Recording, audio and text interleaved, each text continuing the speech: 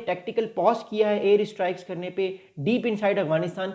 पाकिस्तान की क्या स्ट्रेटेजी है, क्या पाकिस्तान की स्ट्रेटेजी हो सकती है, ये मैं आपको बताने की कोशिश करता हूँ। अच्छा, पहली इंपॉर्टेंट बात ये है कि जब ये अटैक्स पाकिस्तान और अफगानिस्तान की जो एक मामला चला और उसके बाद इवेंचुअली कतर और जो है वो टर्किया बीच में आए, तो पाकिस्तान की और जो अफगानिस्तान की जो पहली मीडिएशन करवाई है वो कतर ने करवाई है 19 अक्टूबर को दोहा में। उस पर यह हुआ कि अगले एक हफ्ते के लिए टॉक्स इस्तंबुल में ट्रांसफ़र हो जाएंगी और एक हफ्ते तक ट्रूस रहेगा। तो 19 अक्टूबर से 25 अक्टूबर तक ट्रूस रहा, फिर 25 अक्टूबर से 30 अक्टूबर तक दोबारा टॉक्स हुई पाकिस्तान की गवर्नमेंट की और अफगानिस्तान के रिजीम की, और इवेंचुअली ये ट्रूस एक हफ्ते और एक्सटेंड हो गया। तो पिछले तकरीबन जो है वो 17-18 दिन से ये ट्रूस जारी है, मतलब जारी रहेगा 17-18 दिन तक, तकरीबन 3 हफ्ते तक ये ट्रूस हमें जारी सक्सेसफुल रहेगा अगर ये 6 नवंबर तक सीज़ फायर रहता है। तो इसका मतलब ये कि जो अगली टॉक्स हैं वो भी इस्तंबुल में ही हैं। इस्तंबुल जो है वो इन टॉक्स को करवा रहा है, इसमें दोहा भी शामिल है, पाकिस्तान भी शामिल है, अफगानिस्तान और कतर तो इसमें शामिल है। अब फैक्टर आता है बड़ा इंपॉर्टेंट, और वो फैक्टर ये आता है सारे मामले में, वो ये फैक्टर आता है कि क्या पाकिस्तान ने अटैक्स जो है वो रोक दिए हैं, एयर स्ट्राइक्स रोक दी हैं, कहीं ना कहीं पाकिस्तान जो है वो सब्र व तहम्मुल का मुजाहरा दिखा रहा है। क्या इसके पीछे मेजर रीज़न जो है वो भारत है?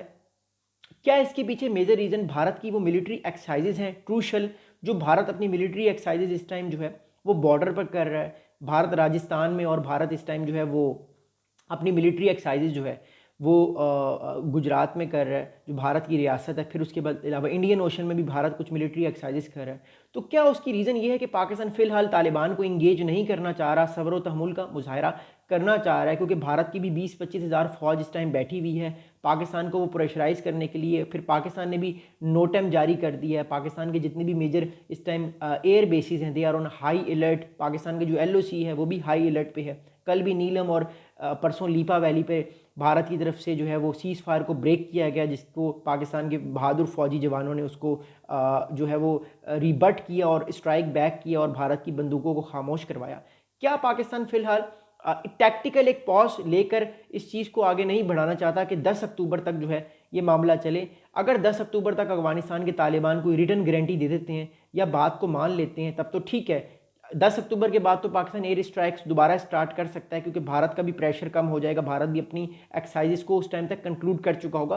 तो ये भी एक ऐसी बात हो सकती है, बिकॉज हम जब डिफेंस प्रैक्टिकल चीज़ों को देखते हैं तो इस तरह के मामला भी हमारे सामने नज़र आते हैं। It can happen, it can not, I don't know, but what I am saying is that कि भारत की तरफ से भी बॉर्डर इस टाइम गर्म है। गर्म इस सेंस में कि भारत की मिलिट्री एक्सरसाइजेज भी हो रही हैं।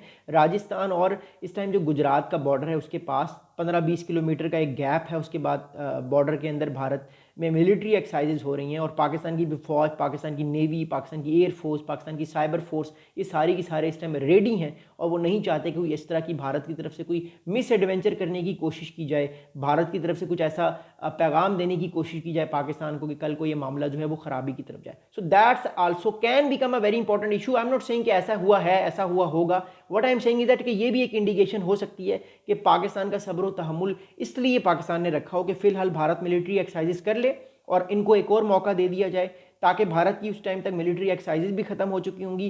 पाकिस्तान की अगली 6 नवंबर से जो टॉक्स हैं, तीसरा जो राउंड है वो भी कंक्लूड हो चुका होगा और इवेंचुअली पाकिस्तान को कहीं ना कहीं कुछ ना कुछ सिक्योरिटी गारंटीज मिल जाएंगी। बट एक बात तय है, एक बात तय है कि पाकिस्तान की तरफ से ये प्रेशर अब बढ़ता रहेगा, पाकिस्तान इस प्रेशर को कम नहीं करेगा। इवेंचुअली तहरीक तालिबान जो अफगानिस्तान की रिजीम है उसको ये डिसाइड इवेंचुअली करना पड़ेगा कि उसको तालिबान के ख़िलाफ़, जो तहरीक तालिबान पाकिस्तान है उनके ख़िलाफ़ इनको एक्शन लेना पड़ेगा, क्योंकि अगर ये इनके ख़िलाफ़ एक्शन नहीं लेंगे तो इवेंचुअली पाकिस्तान जो है वो एयर स्ट्राइक्स कर सकता है, करेगा, ड्रोन्स उड़ा सकता है, ड्रोन्स उड़ाएगा। अपना बहुत सा ख्याल रखिएगा, दुआ में याद रखिएगा, चैनल को सब्सक्राइब कीजिएगा। खुदा हाफिज़।